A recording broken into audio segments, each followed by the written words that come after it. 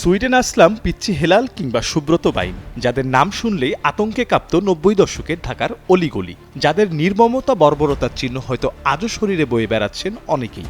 সরকার পতনের পর এদের অনেকেই জামিনে মুক্ত। আইন শৃঙ্খলা পরিস্থিতি বিগড়ে যাবার কারণ কি বুঝছেন? আজ করতে কি পারছেন আন্ডারওয়ার্ল্ডের উত্তাপ?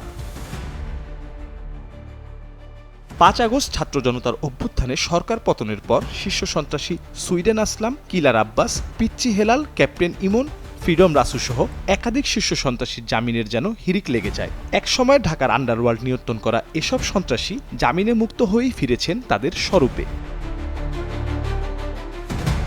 এই যেমন ঢাকার অন্যতম অপরাধপ্রবণ এলাকা মোহাম্মদপুর। কারামুক্ত শীর্ষ সন্ত্রাসী পিচ্চি হেলালের সাথে দেখা গিয়েছে মোহাম্মদপুর থানা এলাকার বিভিন্ন ওয়ার্ডের রাজনৈতিক দলের নেতাকর্মীদের।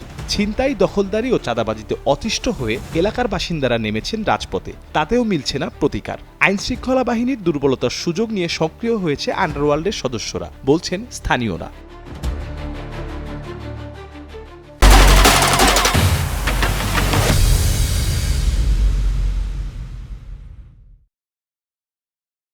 আধিপত্য বিস্তারকে কেন্দ্র করে মোহাম্মদপুর, মিরপুর, ভাটারা, বনশ্রী সহ ঢাকার বিভিন্ন এলাকায় প্রতিদিনই ঘটছে সংঘর্ষ, হত্যাকাণ্ডের মতো ঘটনা।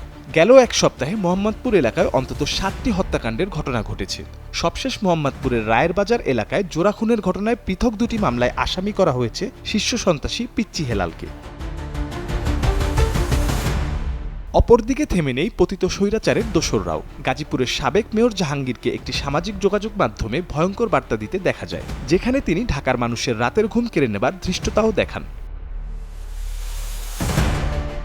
হত্যা, ছিনতাই, ডাকাতির পাশাপাশি নতুন করে জায়গা করে নিয়েছে দেশজুড়ে নারীর প্রতি সহিংসতা এবং ধর্ষণের বিষয়টি। সংবাদ মাধ্যমগুলোর খবর বিশ্লেষণে গত ৩ মাসে ১০৭টি ধর্ষণের বিষয় সামনে এসেছে। আইন শৃঙ্খলা বাহিনীর তৎপরতা নিয়েও জনমনে রয়েছে প্রশ্ন। তবে বসে নেই আইন শৃঙ্খলা বাহিনী। টহল জোরদার করা ছাড়াও একাধিক অভিযানে ধরা পড়ছে অপরাধীরা।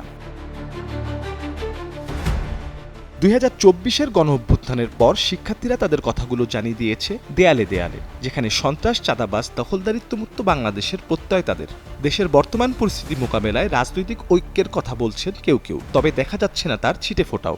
বিরাজমান রাজনৈতিক শক্তিগুলো একে অপরকে আক্রমণ করেই চলছেন। এমন অবস্থায় প্রশ্ন উঠছে, কোন দিকে যাচ্ছে দেশের ভবিষ্যৎ পরিস্থিতি? মির্জা সানোয়ার হোসেন, কালের কণ্ঠ।